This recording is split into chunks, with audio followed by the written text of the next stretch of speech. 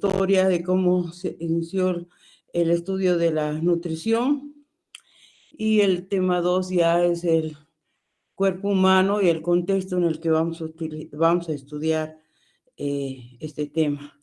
Primero, hacerles recomendaciones. Jóvenes, en general, me doy cuenta que en la facultad ustedes estudian muy de memorístico y además muchos no asisten a las clases, así sean virtuales, debemos escucharlas con atención. Y además me gusta establecer diálogo con los estudiantes, que si tienen alguna pregunta, no duden.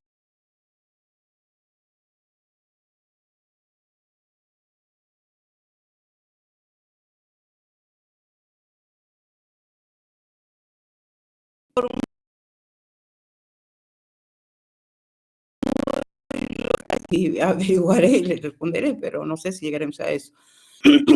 Pero me gusta que atiendan, que entiendan y además no se queden con dudas, chicas. Yo creo que si uno dedica un tiempo a una materia, que en este caso es apenas 1 hora y media, y en todas las materias jóvenes,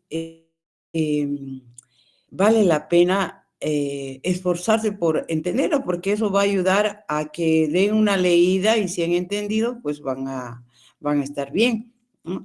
Porque lo que se memoriza 1 o 2 días antes del examen, generalmente uno tiende a olvidar.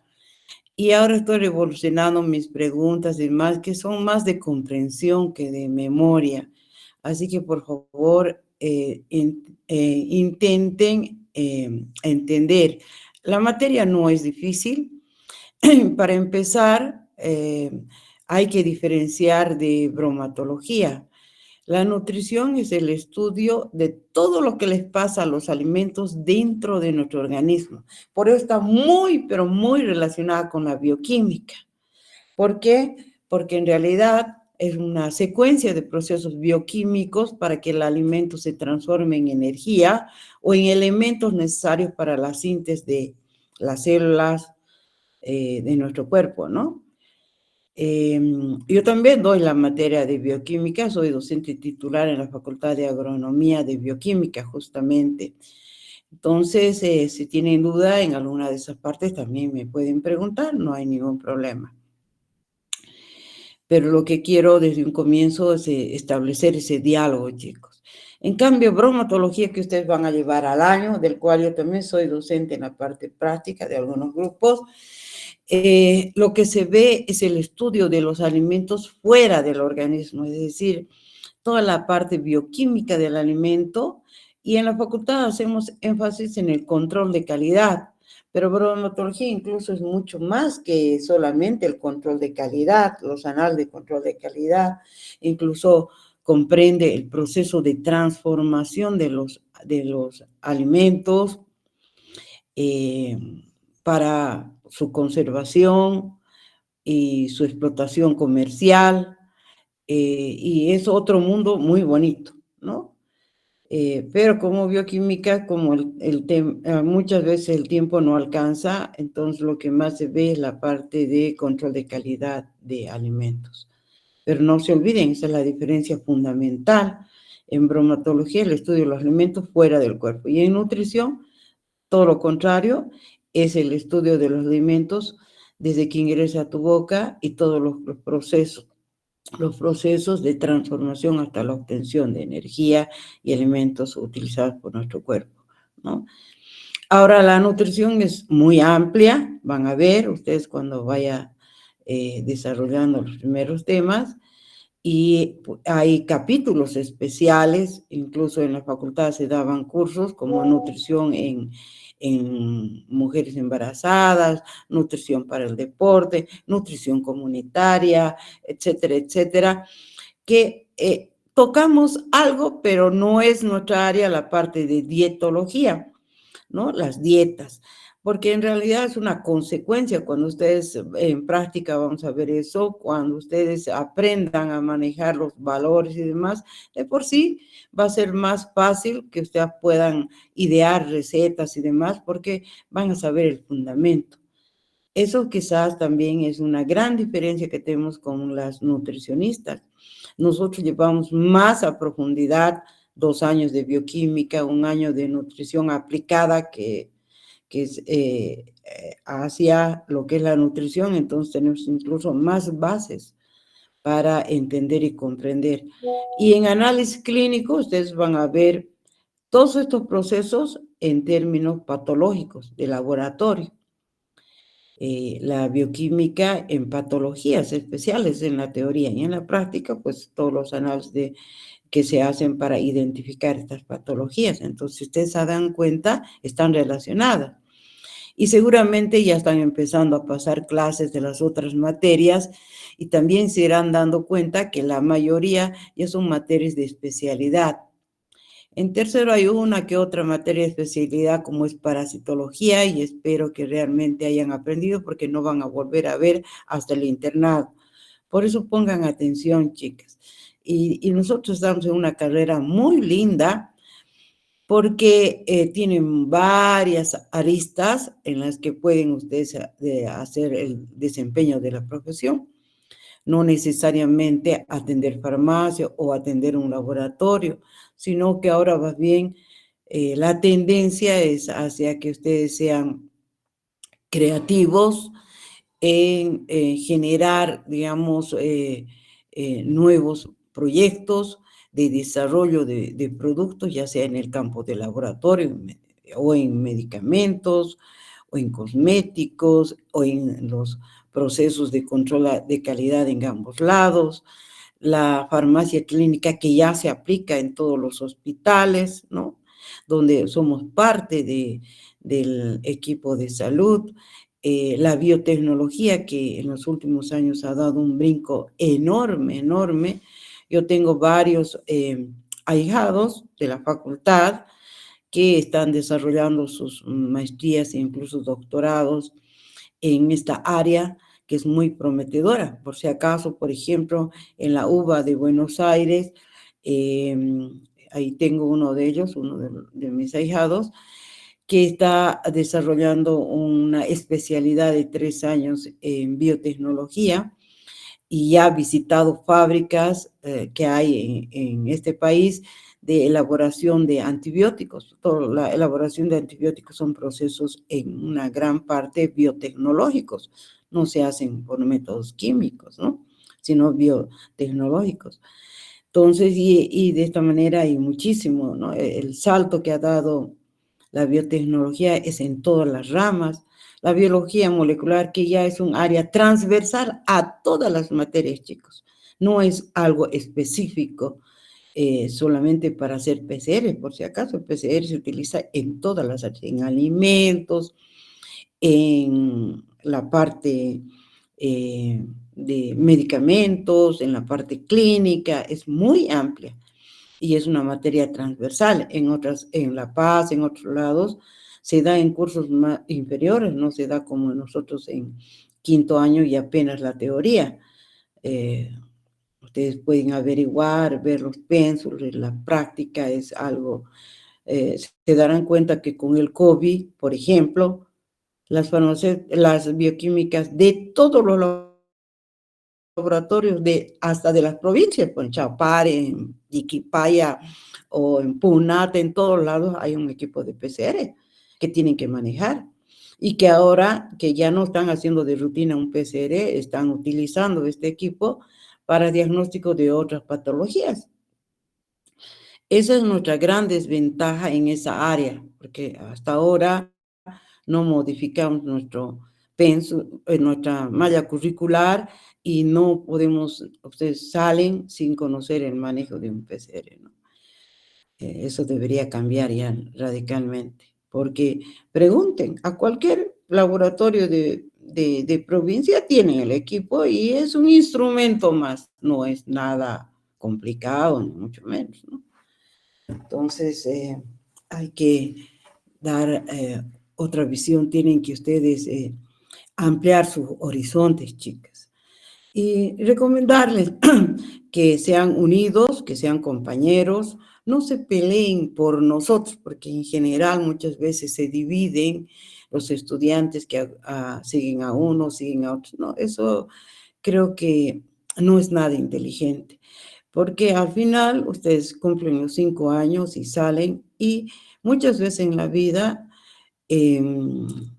necesitamos de un apoyo, de una mano amiga, del que menos esperamos. Y no hay motivo, chicos, no hay motivo. Ustedes deben aprender a valorarse. Todos ustedes, todos ustedes, chicas y chicos, me refiero cuando digo ustedes, valen por lo que son. No valen por las amistades ni por el dinero, valen por lo que son internamente. Traten de desarrollarse desde ese punto de vista. Nuestro país necesita personas íntegras, honestas, transparentes. Honestas en el sentido de que no necesites el favor de nadie, absolutamente de nadie, más que de ti misma, aprendiendo y dando tu examen, votando por el que te da la gana. No tienes por qué seguir líneas, no tienes por qué sentirte obligada. Yo siempre velo por la ética y sobre todo por el valor de cada una de ustedes. Y así las voy a tratar y así siempre he tratado a todos ustedes. ¿Qué es eso de que me tiene que sonreír o tiene que votar por mí para que yo le sonría o le dé una mano? No, chicas. Ustedes valen de igual manera, todas ustedes, todos ustedes, así hablaré, todos. Perdón, digo más femenino porque la mayoría del curso son mujeres, pero en realidad todas tienen valor. Y algún día, seguramente, cuando ya dejen de ser mis alumnas y demás en cuarto o en quinto, recordarán lo que les estoy diciendo ahora que nos estamos empezando a conocer. Valemos por lo que somos y valdremos más cuando salgamos por el cúmulo de conocimientos que ustedes lleven a su lado profesional. Allá ya no va a haber esa politiquería, no va a haber alguien que les esté empujando, van a valerse por sí mismos. Entonces, están ya pensando en materias de especialidad. ¿Qué les conviene? Dedicarse a estudiar, dedicarse a prepararse, exigirnos a todos los docentes a que les demos más y más, porque eso es lo que les va a servir. No aquel que no pasa clases, que les pone 51 por librarse de todos y todos les sonríen porque les ha aprobado. Yo creo que está jugando con ustedes. Porque ¿qué de conocimiento van a llevar cuando estén afuera, cuando necesiten buscar trabajo? Ahora que hay tanta competencia, hay en todas las, entre comillas, universidades privadas tienen bioquímica y farmacia, y salen montones. Esos sueldos tan bajos, ¿a qué se debe? A nuestra falta de unidad, a nuestra falta de capacidad. Entonces, seamos diferentes y tratemos de acumular desde ahora en adelante lo más que podamos de conocimientos en todas las áreas, porque al final, ustedes cuando salgan definirán cuál es su orientación o qué oportunidad se les presenta en la vida y estén capacitados para enfrentar eso. No sé si alguien quiere decir algo antes de comenzar.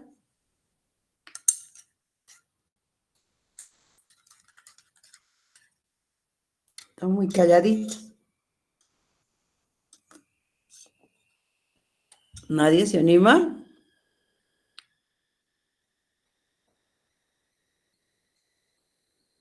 Bueno, debe ser porque todavía no me conocen, no sé.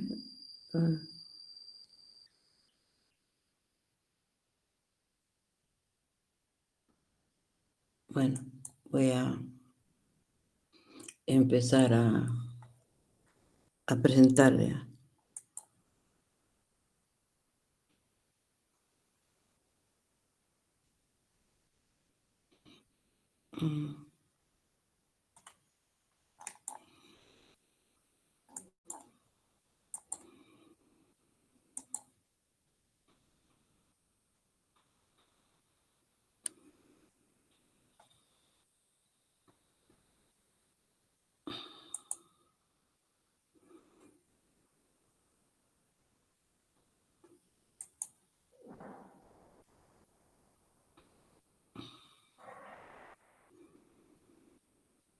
¿Dónde está tema 1?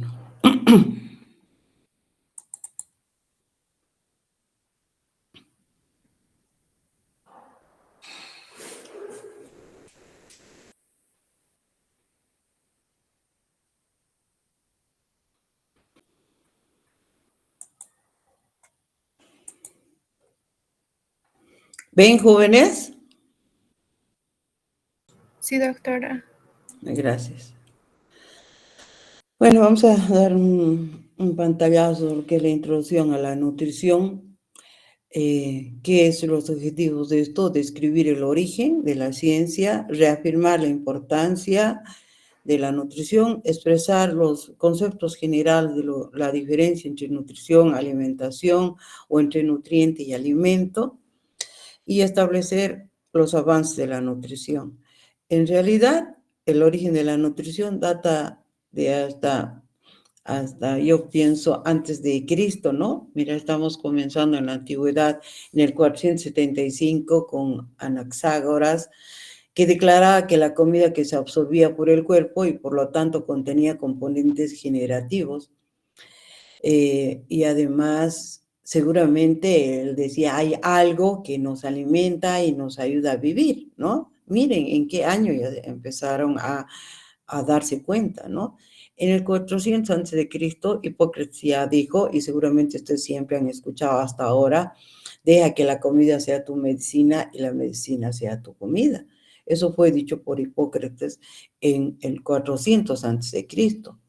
Y en 1500, el científico y artista Leonardo da Vinci, saben que es un famoso pintor, comparó el metabolismo con una vela ardiendo. Y no estaba equivocado, porque en realidad, para generar energía, tenemos que quemar esos alimentos, entre comillas, quemar, ¿no?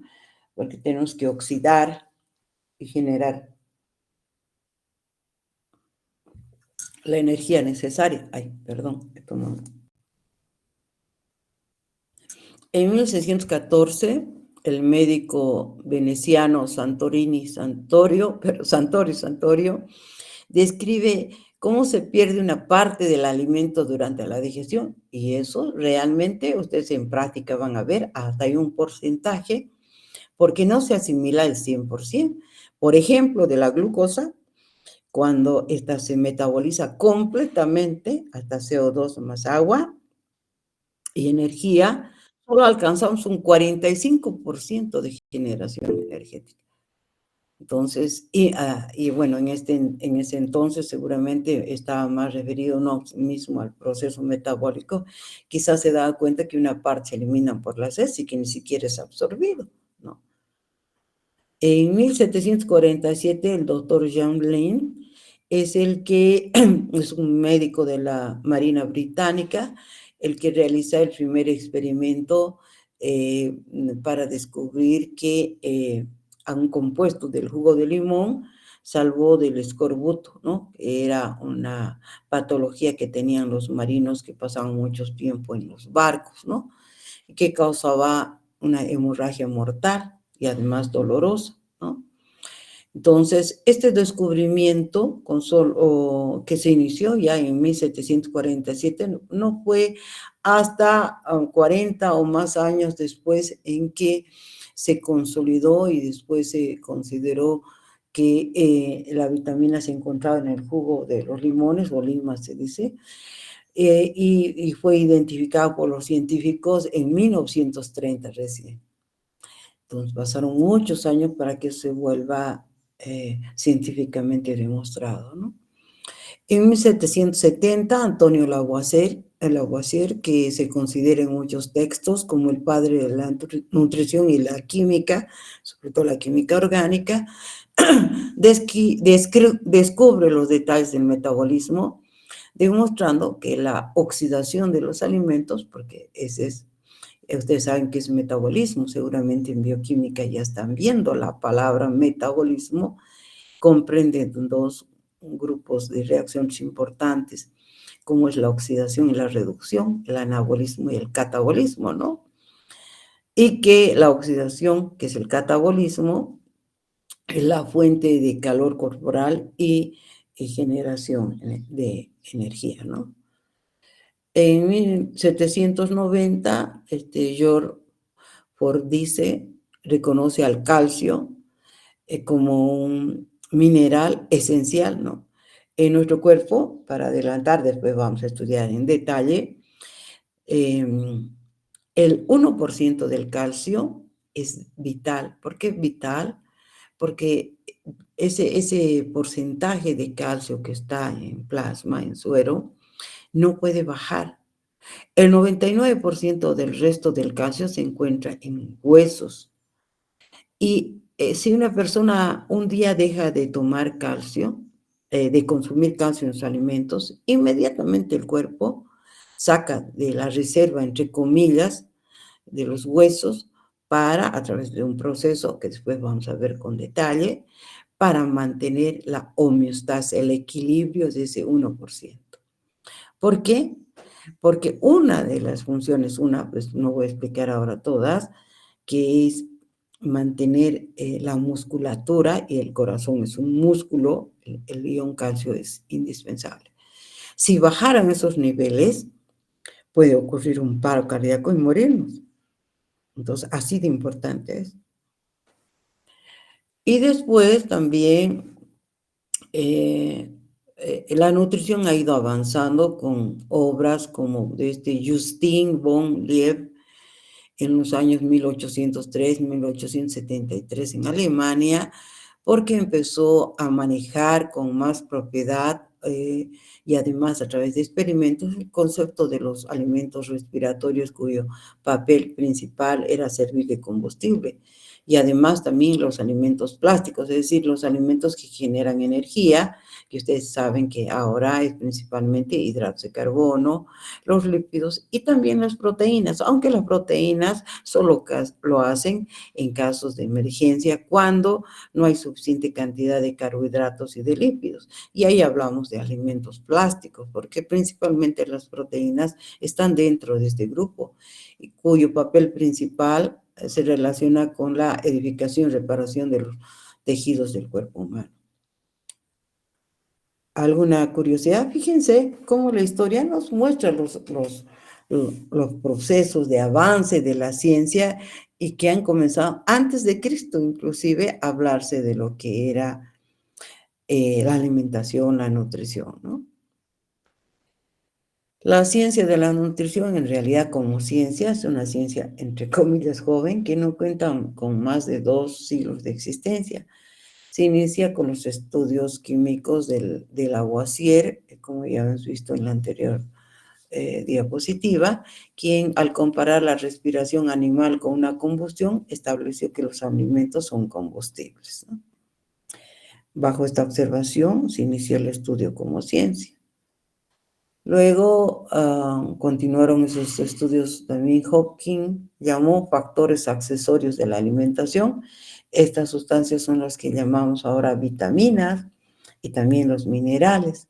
Por ejemplo, para anticiparles, no sé si ya conocen, todas las vitaminas liposolubles en general actúan como coenzimas de las múltiples reacciones del metabolismo, ¿no? No podemos imaginar el metabolismo sin enzimas. Y dentro de estas enzimas, un grupo importante son las vitaminas. Y muchos minerales, no todos por supuesto, pero una gran parte de minerales actúan como cofactores, así se llaman cuando son de origen inorgánico, también en favorecer las reacciones del metabolismo, ¿no? Coenzimas cuando vienen de origen orgánico, como las vitaminas, y cofactores cuando vienen de origen mineral, como ciertos minerales, ¿no? Y por eso la importancia de que todos estos, por ejemplo, seguramente van a empezar a conocer NAD, FAD en bioquímica. ¿Qué es NAD, por ejemplo? Es la vitamina B3 activa. ¿Qué es FAD? Es la vitamina B2 activa.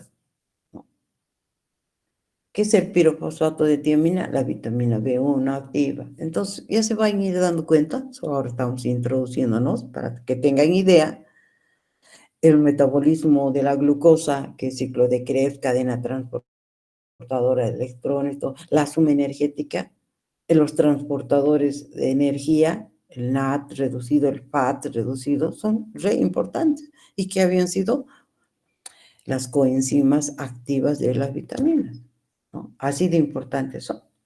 Entonces, una dieta balanceada, equilibrada, debe ser el consumo de alimentos que contengan también estos elementos, ¿no? Y Hawking empezó ya a ver de que eran necesarios estos factores accesorios, ¿no? Así los llamaba a estas vitaminas, porque sin él no había un proceso metabólico completo. El descubrimiento de las vitaminas sirvió para demostrar que una serie de enfermedades, porque algunas de ellas tienen carencias y enfermedades con nombres específicos, ¿no? El escorbuto, beriberi, anemia, etcétera, ¿no? Que son específicas. Así surgió el concepto de enfermedades carenciales y a comprender la íntima relación entre estado nutricional y la salud del hombre, ¿no? Con este descubrimiento de las vitaminas se introduce un nuevo concepto en la ciencia de la nutrición, que sería el de reguladores metabólicos. Los alimentos no solo son portadores de combustibles y materiales de construcción, que se refiere a los energéticos y a los que sirven como para la fabricación de las biomoléculas y otros tejidos, ¿no? Sino también como portadores, y se los llama reguladores metabólicos. En esta categoría se incluyen ciertos metales, como les había dicho, minerales, que se necesitan en pequeñas cantidades, pero que juegan un papel eh, importante como catalizadores, ¿no? ¿Alguna pregunta, chicos? Empiecen a hablar, que creo que voy a tener mi cuadernito para ver quién habla, quién participa, quién ayuda para ganarse puntos. Por ejemplo, esta semana he estado en la facultad, en los horarios de práctica. Solamente 2 chicas se han animado a entrar a la sala y esas 2 chicas ya tienen 5 puntos porque me han ayudado a lavar, porque estoy ordenando el laboratorio, que está un desastre, organizando para ver qué reactivos, qué material nos falta, etcétera, ¿no? Participen, chicos, en todas las actividades. Bueno, desde 1990 en adelante, entonces ya he empezado a tomar organismos internacionales a la nutrición como ciencia y en 1992 el Departamento de Agricultura de Estados Unidos introduce la pirámide alimentaria, que ustedes seguramente ya la han visto, la han conocido, es muy común, que en los últimos años ha sido cambiada, no cambiada, porque en realidad no ha desaparecido la pirámide alimentaria, donde en general esa forma para visualizar que los alimentos que se consumen en mayor cantidad están en la base y a medida que vamos subiendo la pirámide, ahí encontramos los alimentos que se deben consumir en menor cantidad. Esa es la función de una pirámide alimentaria, que ustedes con detalle, cuando estén mirando, revisarán. En los últimos años han visto de que quizás sea más importante eh, eh, empezar a presentar el plato alimentario para que sea más objetivo las fracciones y cómo debe dividirse ese plato. En donde ustedes ven que, por ejemplo, han ganado mayor protagonismo si analizamos bien, la mitad del plato son vegetales y frutas, y vegetales sobre todo en la mayor cantidad. Cuando hablo de vegetales no quiere decir lechugas, ¿no? Sino toda una variedad, legumbres como vainitas, brócolis, etcétera, etcétera, que después poco a poco en la práctica vamos a desarrollar más, ahora solamente para que tengan una idea de cómo ha ido avanzando esa ciencia. Como en este plato, por ejemplo, ahora incluso la relación de proteína y la parte de carbohidratos, que serán los granos o cereales, también se ha disminuido y ha aumentado las proteínas en los últimos gráficos de platos en el 2017, por ejemplo, ¿no? Desde el 2011. Y bueno, que es infalible el agua, ¿no? Y también los lípidos. Por eso está ese aceite en forma de aceite, sobre todo los aceites de girasol en nuestro medio, porque aceite de oliva que es mejor, por los ácidos grasos que tiene, es mucho más caro y quizás para la mayoría de nuestra población no esté a su alcance. Luego, ya hace unos 4 o 5 años, ha empezado la era molecular de la nutrición. Y esas ciencias se llaman ómicas, nutrigenómica, nutrigenética, es decir, las ómicas, y esa es la tendencia que tiene en la evolución la ciencia de la nutrición. Por eso les digo, biología molecular es una parte, es un transversal a todo, ¿no? Que estudia porque la tendencia actual de la nutrición es llegar a la nutrición personalizada, ¿no? Los avances en la ciencia, en los análisis clínicos y más, no sé si ustedes han empezado a escuchar de que quizás a futuro tomen una tableta y esté sacando fotografías de todo lo que pasa alrededor de su recorrido y después ser revelado y que ya no va a ser necesario lo que ahora nos hacen entubándonos, metiéndonos un tubo para estudiar, ¿no? Eso se llama nanotecnología y esa nanotecnología no solamente va a estar en la clínica, ya está en la conservación de alimentos, se colocan partículas de tamaño nano, es decir, bien chiquititas, por ejemplo, en frutas deshidratadas, para que conserven mejor ciertas particularidades que tiene, por ejemplo, frutillas, de tal manera que y se vayan ya sean congelando o desecando, y en el momento que yo desee volver a que la frutilla tenga el aspecto inicial que tenía cuando estaba fresca, ¿no? Eso se hacen con partículas de nanotecnología, ¿no? En el caso de la nutrición, la nutrigenómica es el estudio de la relación molecular entre estímulos nutricionales y la respuesta de los genes, es decir, cómo los alimentos influyen sobre los genes. Se piensa que si nosotros tenemos una buena alimentación y conocemos, ustedes hacen ya muchos años, más de 20 creo, en que se conoce el genoma humano. Entonces, solo que no se ha divulgado mucho por cuestiones de ética, de dinero, para que no haya una diferencia entre países pobres y ricos, etcétera, etcétera, porque tranquilamente una empresa podría con una gota de sangre saber nuestro genoma y saber que posiblemente nosotros tenemos un genes de enfermedades debilitantes, diabetes o incluso cáncer y que va a costar a la industria, etcétera, etcétera, o que es de sangre negra o de origen judío, etcétera, y diferenciarnos, ¿no? Entonces, estas herramientas de lo que es el avance de la biología molecular, lo que es los genes y demás, tiene también sus reparos, ¿no? Se están liberando poco a poco todos los estudios de ciencia, que ayude a la curación, pero otros están, digamos, tienen limitaciones, ¿no? Porque es verdad, podemos saber todo con una pequeña muestra.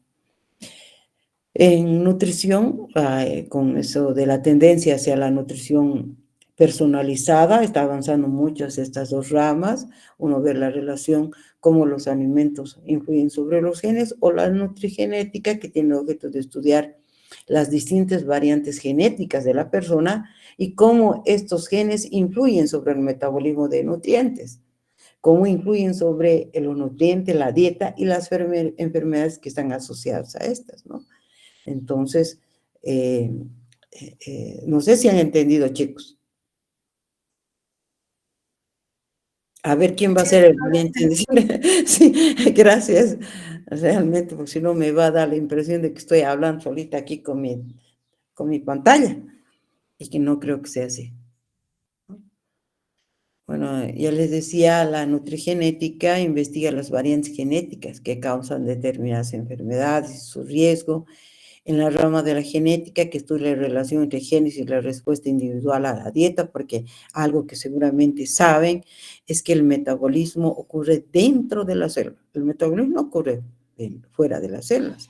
Y otra cosa, no nos olvidemos, miren esto, Ni siquiera dos gemelos son idénticos en su medio intracelular. En el medio intracelular somos únicos, somos particulares. En el medio extracelular somos similares por especie. Justamente las moléculas que nos bañan, es decir, las moléculas que están fuera de las células, muchas de ellas se utilizan para los diagnósticos clínicos, niveles de glucosa que están viajando por la sangre, entre 80 y 110, etcétera, ¿no? Colesterol y todos los parámetros que ustedes van a estudiar en bioquímica clínica. Esos se refieren a moléculas extracelulares, que somos similares en el medio extracelular, que tienen algunas variaciones también en función de las regiones, ¿no? Y el tipo de alimentación que tenemos. Por ejemplo, por el tipo de alimentación que nosotros tenemos, el colesterol es ligeramente más alto que, por ejemplo, los habitantes de la India, que su alimentación está regida más hacia el vegetarianismo, ¿no? Entonces su colesterol es más bajo, ¿no? Por el tipo de alimentos que consumen allá. Entonces, así hay variaciones, pero somos en general, la especie humana utiliza estos parámetros en el mundo. En cambio, en el medio intracelular somos únicas, únicas. No se olviden eso, chicos. Eso es primordial para entender la bioquímica y demás. En general, a mí siempre me ha gustado ver los temas más allá de las letras sino tratar de darles ejemplos de la vida práctica. Eso es lo bello que tiene la bioquímica. La bioquímica no es nada difícil, chicas, y es apasionante. Cuando uno empieza a entender la bioquímica desde un comienzo, quiere leer más, más, más, porque explica todos los fenómenos de la ciencia, todos, incluida la nutrición. Todo, todo. Entonces, yo soy, pero aficionadísima. Sigo leyendo, sigo comprando libros, sigo leyendo artículos, etcétera, etcétera, porque es de nunca acabar, ¿no? Además, con tantos adelantos que hay, algunas cosas incluso se modifican.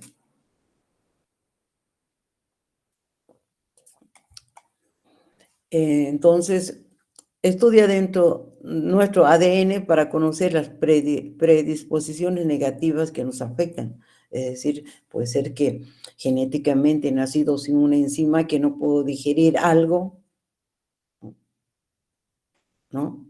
O que mi cuerpo, por ejemplo, en otros países, a un recién nacido le hacen pruebas de enzimas, analizan con una gotita de sangre de la planta del pie del bebé más de 100 enzimas y en ese momento pueden actuar. En nuestro país no hay eso por el factor económico, ¿no? Tiene como objetivo además generar recomendaciones nutricionales de acuerdo al acervo genético de las personas. Por eso es la tendencia a futuro es lograr la nutrición personalizada. Por ejemplo, estos alimentos que son altos en fenilalanina, los que tienen cetonuria, no podrían consumirlos, ¿no? Si eso es detectado cuando recién nacen o cuando son pequeños y demás, pues tendrían una vida más compatible y evitarían daños en el cerebro, ¿no? Aquí está una lista de los alimentos que no podrían o deben comer muy reducidamente: pescados, carnes, las vainitas, las judías verdes, lácteos, trigos, etcétera, ¿no? En cambio, los que casi no tienen o tienen niveles bajos de fenilalanina son las verduras, las frutas, frutos bajos en proteínas, panes, galletas especiales, etcétera, ¿no? Entonces, así como este ejemplo de la fenilcetonuria, que es el no poder, la acumulación del aminoácido fenilalanina, que puede ser detectado por los avances ya de estudios de los genomas y los genes, podríamos suprimir, digamos, efectos secundarios indeseables. La nutrigenómica, también denominada genómica nutricional, es la parte de la ciencia que estudia la interacción de los alimentos con el genoma, es decir, estudia de qué manera estos nutrientes y otros componentes de los alimentos interactúan, ¿no? O incluso modulan el material genético. Como, por ejemplo, podemos mejorar o cambiar, eso es lo interesante. Nuestra dieta puede tener influencia en nuestros genes y en los genes de nuestro bebé, ¿no? Entonces, es muy interesante esto. Por ejemplo, espero que no ya no ocurra en ustedes. Por ejemplo, ustedes saben que el primer eh, alimento que recibe el bebé es la leche materna, ¿no? Pero unos días antes recibe el calostro cuando recién nace, ese líquido amarillo. Es tan importante darle, es tan, todas las mujeres segregan eso, y la leche también, porque las latas nunca son 100%, no se parecen a la leche maternizada, ¿no? Porque hay componentes que no se pueden sintetizar, ¿no? Y este calostro principalmente está cargado de proteínas y es la única etapa, 1 o 2 días después de nacer, que el intestino de los recién nacidos todavía no ha madurado y deja pasar proteínas enteras. Porque después, una vez que madura, a una semana y demás, le dan calostro, ya no cumple esa función. Si ustedes toman calostro en adulto peor, ¿qué es lo que hacen? ¿Qué es lo que hacemos cuando consumimos proteínas? Pues lo que hacemos es hidrolizarlas hasta aminoácidos, porque nuestro tubo digestivo solo deja pasar aminoácidos para después llegar y juntarse con la degradación de las células en nuestro intestino. Ya van a ver cuando avancemos proteínas, y allá formen un pool de aminoácidos para la síntesis de sus propias proteínas. Pues les digo que nosotros somos únicos en nuestro medio intracelular, porque ahí no entran proteínas ajenas. Ahí no puede entrar la proteína entera de un pedazo de carne, o que proveniente de la vaca, del pescado, de lo que fuera. Ahí entran aminoácidos para sintetizar tus propias proteínas según tus necesidades. Es así de hermoso y de apasionante. Y cómo estos nutrientes a lo largo de meses y años pueden condicionar más todavía en nuestra descendencia, si manejamos bien desde la alimentación del vientre a ese niño, en que pueden influir en los genes que va a tener ese niño. Podemos nosotros también, comprendiendo estos avances de la nutrición, que podemos nacer con algunos genes, por ejemplo, todos los que tienen mamás o papás con diabetes saben que tienen los genes de la diabetes, pero puede pasar toda su vida sin que se manifieste. O pueden nacer con genes de cáncer o genes de otras enfermedades, pero a través de su dieta, de su actividad física, de su estilo de vida, etcétera, etcétera, pues no se manifiestan durante toda esa vida. Y puede evitar que eso pasen a otras generaciones. ¿Sabían ustedes que yo les pregunto a ustedes, ¿se conocen a sí mismas? ¿Conocen su cuerpo? ¿Alguna vez han sentido? ¿Viven el presente? A ver, me van a contestar esas preguntas la próxima clase.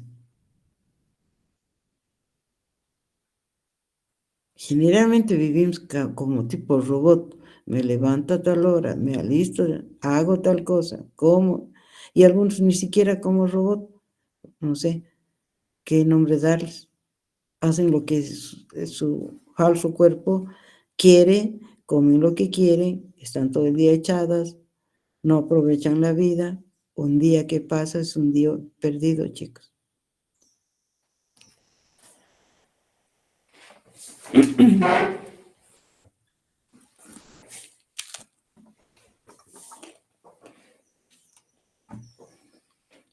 Dice, en un futuro cercano, la nutrigenómica permitirá interpretar a la nutrición desde una perspectiva básica de información derivada del nivel genómico, hasta la utilización de nuevas herramientas para la selección, porque vamos a aprender a leer nuestras propias necesidades, es nutrición personalizada.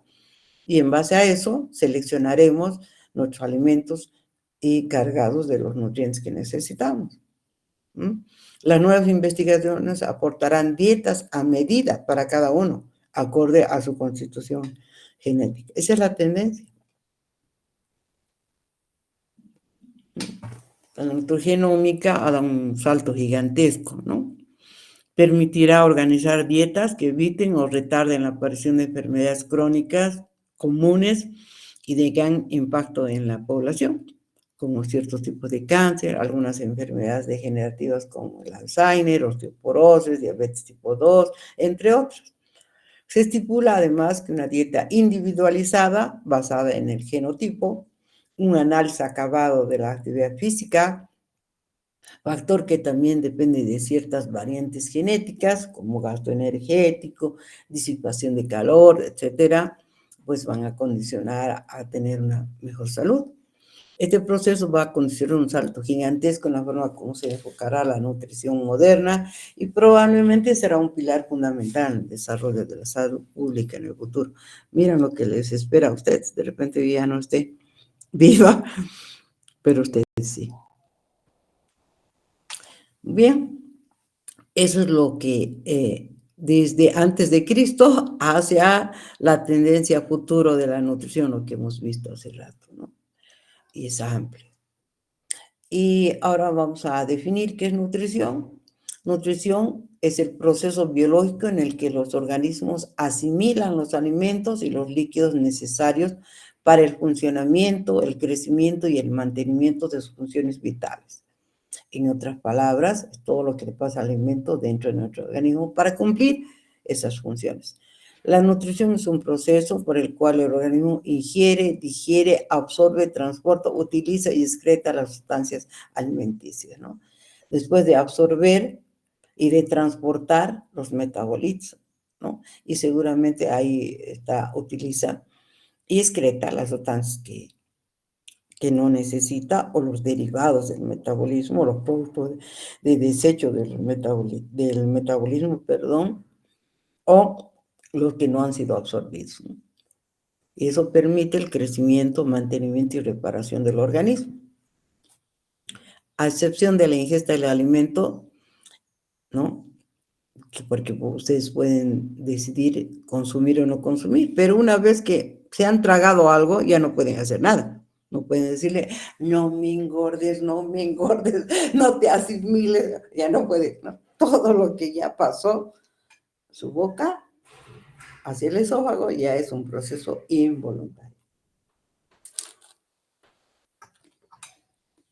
Porque es importante para asegurar la vida, mantener la integridad de los tejidos, permite adquirir los insumos necesarios para el buen funcionamiento, crecimiento y regulación de las funciones vitales. Ahí están mal escritos vitales.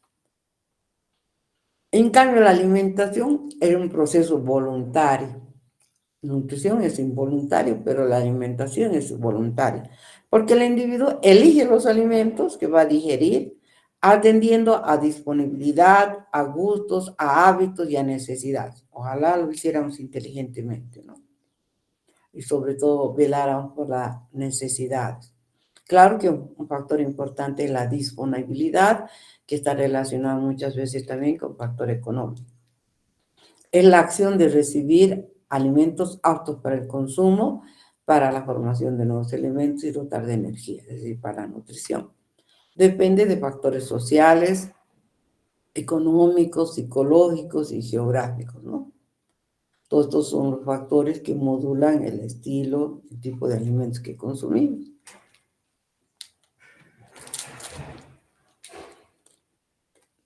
¿Qué es alimento? Es cualquier sustancia que toma o recibe un ser vivo para su nutrición, eso es alimento. Proporciona una mezcla compleja de sustancias químicas que hace posible que el cuerpo construya y mantenga sus órganos y le suministre la energía para desarrollar sus actividades. Son sustancias, los alimentos, dotadas de cualidades como son los factores sensoriales, qué rico huele, ¿no? O se siente, el tono emocional, es decir, así, ¿no? Y contiene además una gran variedad de nutrientes, nutrientes es otra cosa. Los grupos de alimentos más comunes sería el grupo 1, que serían cereales y derivados y legumbres. El grupo 2, verduras y frutas. El grupo 3, lácteos, todos sus derivados. El grupo 4, carnes y huevos. El grupo 5, aceites y grasas. Y el grupo 6, azúcares, ¿no?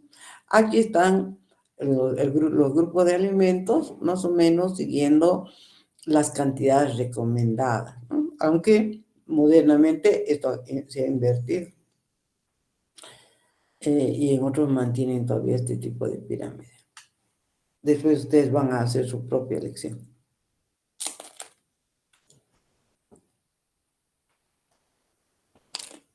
Los alimentos también pueden clasificarse según su origen, según su composición química o según su función en el organismo, ¿no? Según su origen, en orgánicos y inorgánicos, ¿no? En orgánicos, de origen animal, como carnes, pescados, leches. De origen vegetal, todo lo que son granos, frutas, cereales, vegetales. Y alimentos de origen inorgánico, que son, por ejemplo, el agua, las sales minerales, ¿no? La sal y otros minerales. Según su composición química, en grasas o lípidos, o aceites debería decir, carbohidratos o glúcidos, proteínas, vitaminas y minerales. Ahí tienen sus ejemplos que ustedes van a ver. Según la función del organismo, alimentos energéticos, los que dan energía, alimentos reguladores, son los que controlan las funciones vitales, y los alimentos reparadores, que son los que proporcionan los materiales necesarios para el crecimiento. Si les dijera ejemplos, aquí estarían los lípidos, reguladores estarían las vitaminas, los minerales, bueno, y como alimentos, como nutrientes son esos, como alimentos serían verduras, frutas, ¿no?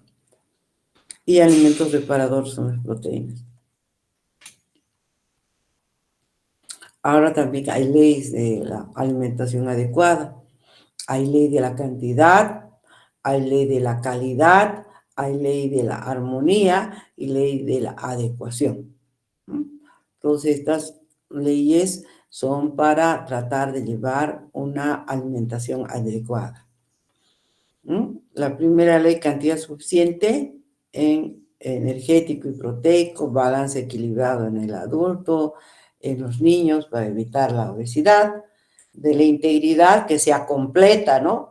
Que nos suministre todos los nutrientes necesarios, ¿no? Y la tercera, armonía, es decir, el porcentaje entre los nutrientes, por ejemplo, la relación de calcio y fósforo. Es decir, cuando ustedes comprendan esta ley de armonía que debe haber, está relacionada con el plato alimentario y demás, y además también con la relación, se ha visto antes, porque ahora ya no existe eso, los médicos decían, coma carne, a los que tenían osteoporosis, tome leche, carne, ¿no? Ahora es todo lo contrario. ¿Por qué?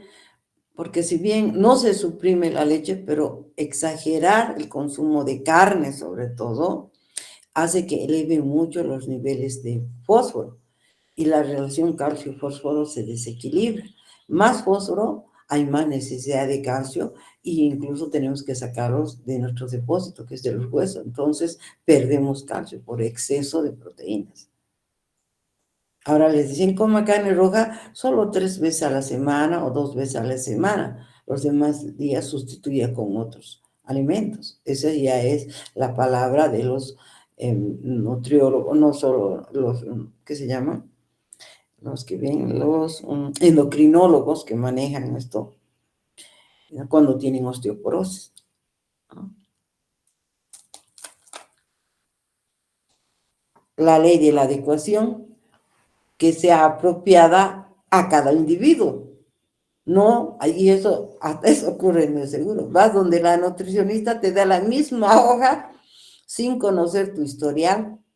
Lastimosamente es así, cuando no debería ser. Y ellos más que nosotros conocen muy bien todas estas leyes. Esta ley de la adecuación condiciona los alimentos a la condición fisiológica de la persona. está sujetada a la finalidad, ¿no? Puede ser para individuo sano, que tendría que ser diferente para un enfermo, que tendría que ser diferente para un niño, que aquí debería estar diferente para un anciano, etcétera, etcétera. Que tiene que adecuarse a la persona. Que lastimosamente no lo hacen muchas veces, ni los nutricionistas. ¿Alguien ha llegado al seguro y ha pasado por la nutricionista? Chicos, ahí tienes algún mudoso. Eh, Doctora, ¿Sí? bueno, no directamente yo, sino un familiar. Y Sí. pues sí, la verdad cuando entramos fue como que sacó una hojita y directamente esto, como una lista le dio. Sí. No cumplen y ellos, no sé por qué lo hacen, pero ni siquiera sabe, no hacen una lectura de su paciente, qué tiene, etcétera, hasta las costumbres alimentarias, el estilo de vida, todo va cambiando y tenemos que cumplir esa ley de adecuación, porque si no, no es completo. Ustedes se van a ir dando cuenta a lo largo de las prácticas, espero que también vayamos cambiando nuestra hábitos alimentarios. Muchas veces es difícil porque la abuelita cocinaba, la mamá cocina y así sucesivamente, pero con sus estudios y el día en que ustedes sean ya independientes, espero, o incluso en la casa, empiezan a hacer cambios quizás sutiles al comienzo, pero más fuertes después, y más todavía si tienen algunas personas que necesitan ayuda, ustedes con mayor propiedad y conocimiento puedan contribuir, ¿no? Es una secuencia del conocimiento que vamos a adquirir, porque nosotros no vemos la parte de dietoterapia, porque no alcanzaría el tiempo, ¿no? Pero sí, implícitamente, yo sé que ustedes tienen la capacidad de llegar a eso. ¿Qué es nutriente? Para concluir que una sustancia puede ser considerada nutriente, debe tener tres condiciones: una composición química conocida, su ausencia en la dieta durante un periodo más o menos largo, debe producir una deficiencia, si no está ese nutriente, y debe provocar una deficiencia, y la patología debe desaparecer cuando se suministre el nutriente. El hombre necesita para su nutrición alrededor de 45 o 50 sustancias químicas. Entre ellas estoy hablando de hidratos de carbono, de ácidos grasos, los aminoácidos esenciales para el hombre, ¿no? Todas las vitaminas y los minerales, eso más o menos hacen 50. Aunque yo diría que se van ampliando, porque en el caso de los minerales, con los avances de la ciencia, se van cada vez conociendo más las funciones de elementos o minerales que antes pensábamos que no cumplían alguna función en el cuerpo. No pasan, yo creo, unos 50 años que, por ejemplo, recién se conoce la función del cobre en nuestro cuerpo, ¿no? Antes nadie le hacía caso, pero ahora sí. ¿Por qué? Porque las teorías dicen, chicos, que en realidad nosotros estamos hechos de los mismos elementos que hay en la naturaleza. Casi todos, no todos, los que están en la tabla periódica. Solo que de algunos todavía no conocemos cuál es el rol. Seguramente en cantidades trazas. Por ejemplo, ya está confirmado que tenemos trazas de oro en nuestro cuerpo. Pero ¿qué cumplen? Todavía no se sabe, ¿no? Entonces, ahí va aumentando esa lista, pero digamos, los más comunes son aproximadamente entre 45 a 50 de esos que ya están estudiadas, dilucidadas sus funciones, las carencias que pueden provocar si no lo estuviéramos, aún en pequeñas cantidades. Porque, por ejemplo, el yodo, 150 microgramos necesitamos, microgramos.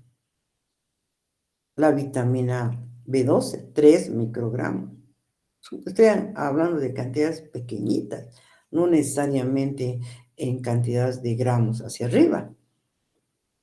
¿no? Pero sin embargo, nadie puede vivir sin B12, nadie puede vivir sin yodo, ¿no? Es así de importante. Ya vamos a ir viendo cuando veamos cada uno de esos nutrientes. Los nutrientes se pueden clasificar en función de cantidad, macronutrientes y micronutrientes, así voy a hablar también. Macro, los que consumimos carbohidratos, lípidos, proteínas generalmente, y micro, todo lo que son vitaminas y minerales, ¿no? Por la función, también se pueden clasificar en plásticos, energéticos, reguladores. Plásticos son principalmente las proteínas, ¿no? Energéticos, los hidratos de carbono, los lípidos, reguladores, vitaminas y minerales, ¿no? Ahí en el gráfico está. Los nutrientes esenciales no esenciales, ¿a qué se llaman esenciales? A que los esenciales son los nutrientes que el cuerpo no puede producirlos y que obligadamente deben ser proporcionados por nuestra alimentación. Entre ellos, por ejemplo, los aminoácidos. Ustedes saben que para fabricar una proteína determinada, tienen que estar todos los aminoácidos en las cantidades necesarias. Si alguno de ellos falla, no se puede sintetizar esa proteína. Entonces, a estos aminoácidos que el cuerpo no tiene la capacidad de sintetizarlos a partir del nitrógeno, oxígeno y el nitrógeno de nuestro cuerpo, perdón, entonces se llaman esenciales y son histidina, está mal escrito, isoleucina, leucina, lisina, metionina, fenilalanina, treonina, triptófano y valina, ¿no? En los ácidos grasos esenciales, el ácido linoleico, el linolénico, y en algunos libros también le añaden el araquidónico, ¿no? Y las vitaminas, pues todas las vitaminas, todos los minerales que necesita el cuerpo y el agua, ¿no? Nadie puede vivir sin agua. Entonces, son nutrientes esenciales, aunque el agua no es considerado un nutriente.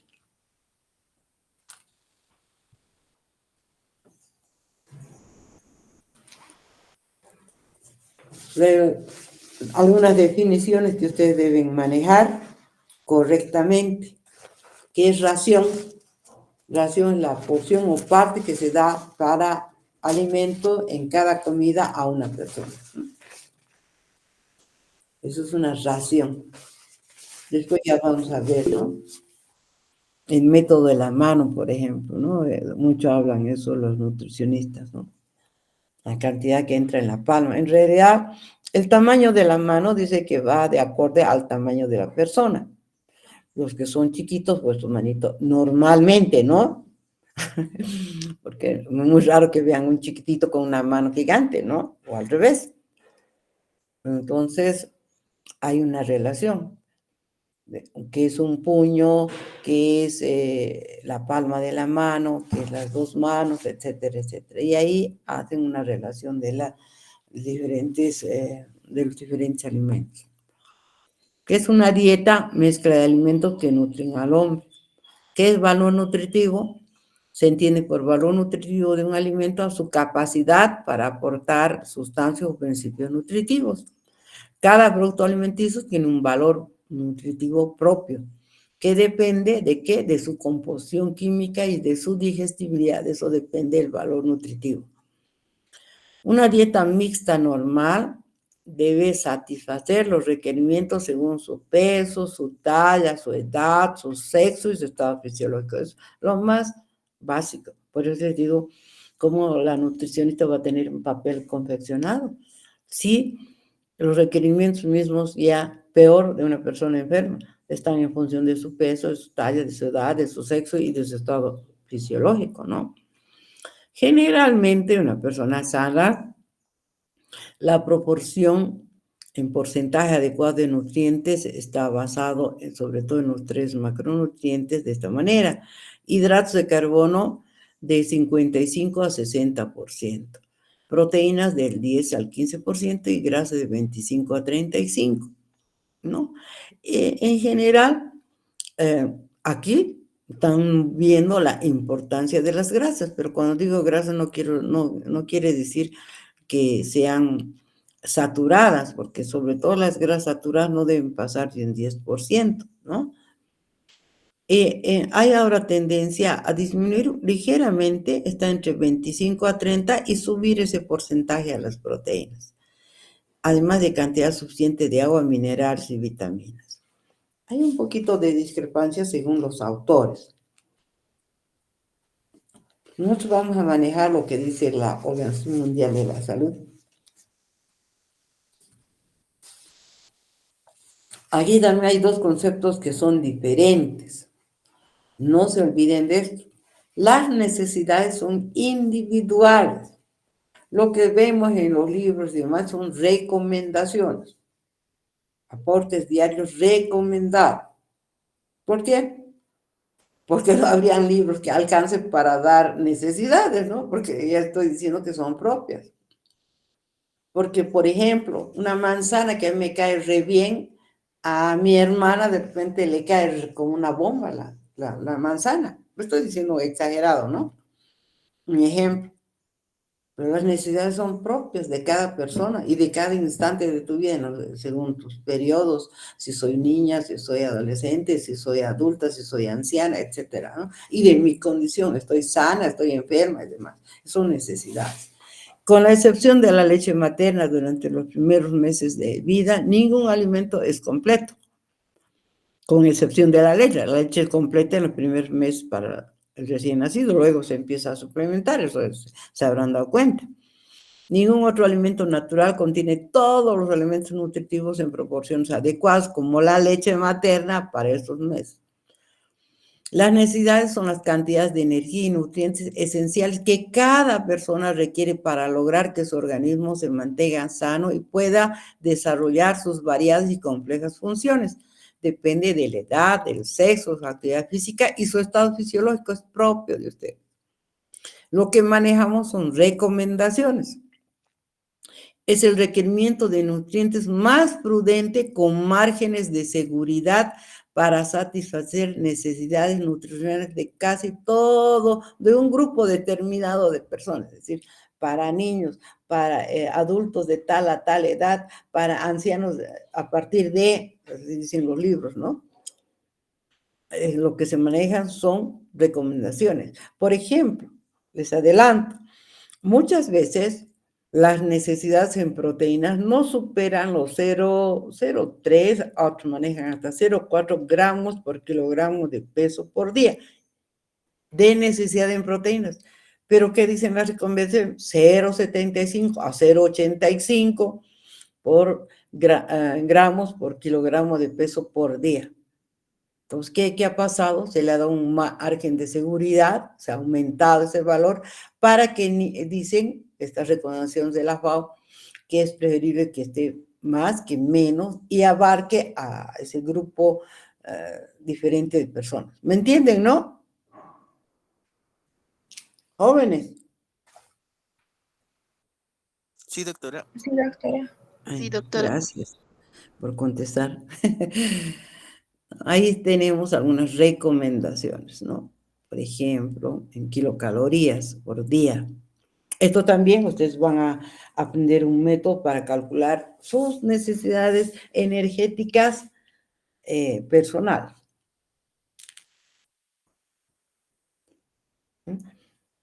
Y aquí está lo que estoy hablando, ¿no? Recomendaciones. Para mí, 0,85 es mucho. Generalmente yo a partir de 18 les digo 0,70, 0,75. Aquí está.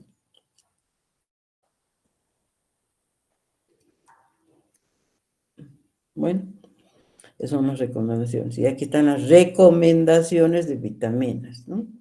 Ustedes tienen que memorizar algo, lastimosamente. Porque en las farmacias preguntan, por si acaso. De los principales minerales también. Hay que memorizar.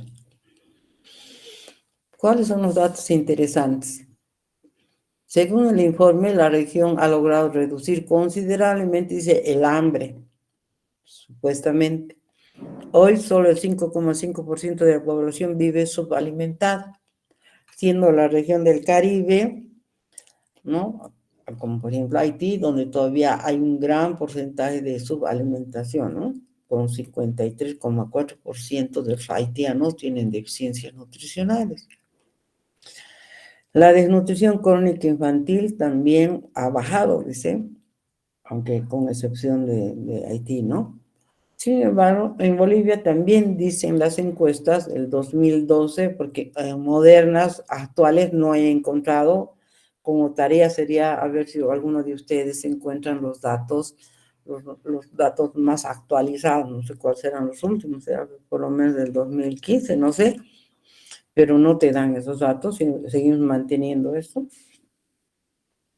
de que la desnutrición crónica en niños y niños menores de 5 años, perdón, es de 18,1%.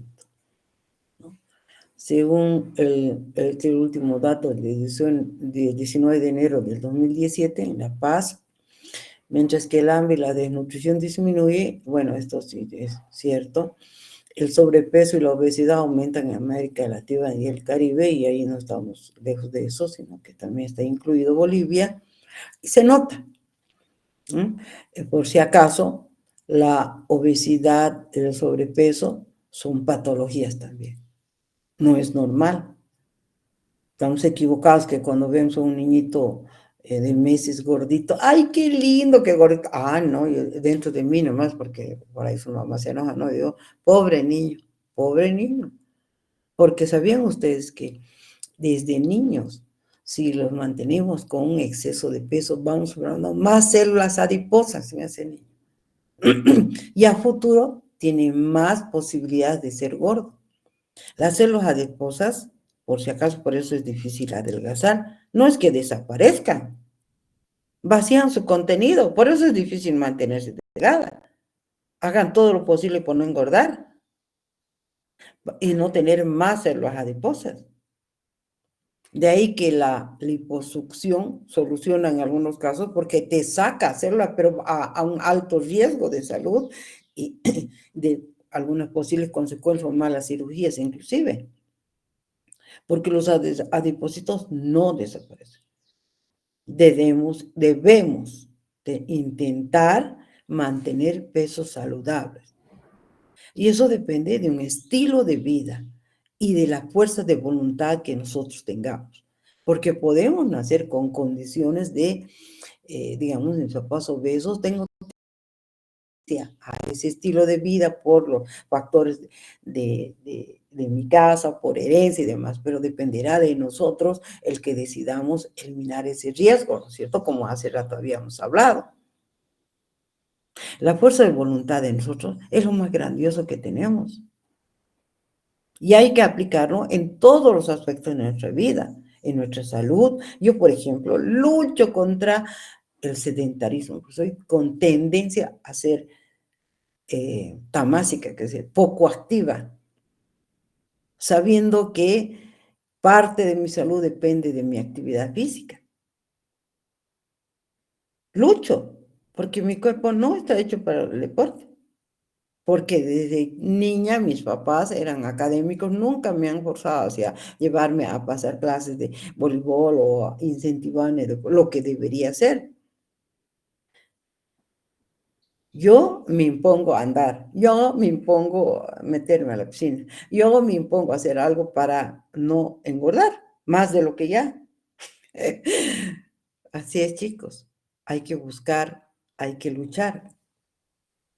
No es fácil. Y aquí está la bibliografía del tema. ¿Tienen alguna pregunta?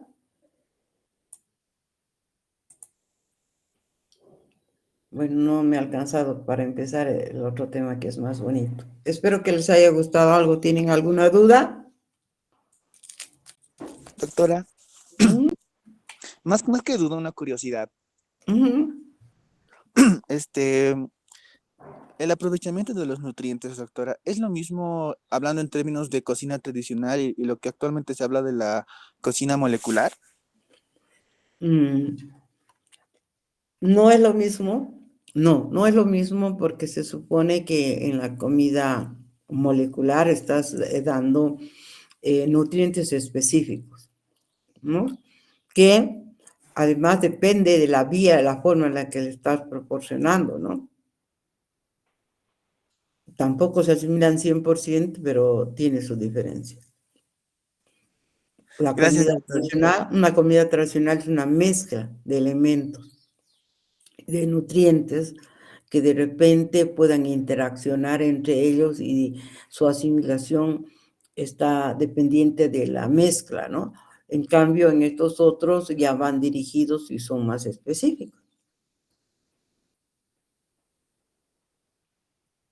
Está bien, No sé doctora, si eres... gracias. ¿Alguna otra duda?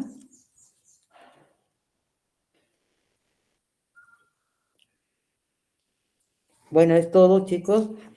Yo tengo que volar a la facultad de agronomía, por eso he preferido, si me dan la oportunidad, porque es la única, creo, facultad que tiene clases online, pero yo, bien, gracias, porque 9:45 empiezan mis clases en, en agronomía, entonces para mí, doy y salgo volando de aquí directo a agronomía, porque si fueran presenciales tengo que ir a bioquímica y después recién a agronomía.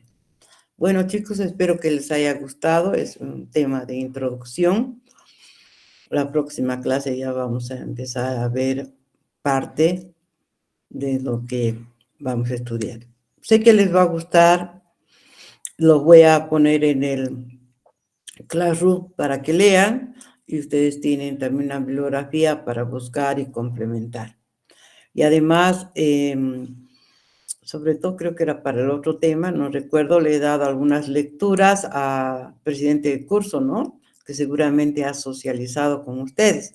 Vayan leyendo, vayan escuchando, opinen, que la próxima clase voy a preguntar unos 5 minutos de esas lecturas y voy a tener mi registro de quienes contestan y demás y voy a dar un cierto porcentaje a, a la nota del parcial de quienes participan en clases, quienes contestan, quienes leen y demás. Finalmente tienen derecho a ganarse unos puntos. Eso es todo, jóvenes, si no hay más preguntas.